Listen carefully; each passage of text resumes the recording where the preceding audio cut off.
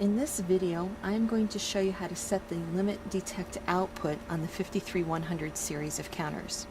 When this mode is turned on, the 53100 series counters will end up sending a signal to the RS-232 port to indicate whether the readings you are making are within the limits or have exceeded the limits.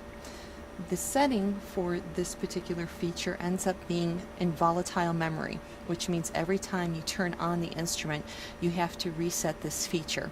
I'm going to show you how to do that quickly and efficiently.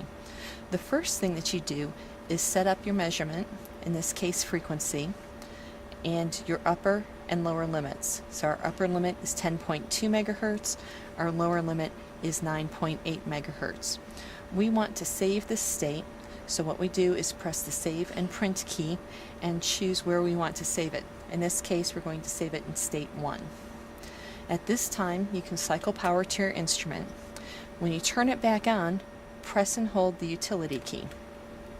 The instrument will show you the firmware revision, and you continue to press the key until you end up getting to the DTR setting, and you want to choose limit.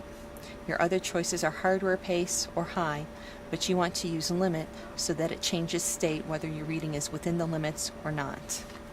Press the run key to exit the utility menu, and at this time we want to recall our previous state. So we press the recall key, we're already at state 1, and we press enter. At this time our limit testing is turned on, and we can see that when we end up exceeding the limits, our limit indicator will turn on, and at this state the RS-232 pin 4 will output a low voltage signal. When our readings are within the limits, the RS-232 port will end up creating a high voltage RS-232 signal. And that is how you end up using the limit detect output on the RS-232 serial port as a hardware trigger for indicating whether your readings are within the limits or have exceeded it.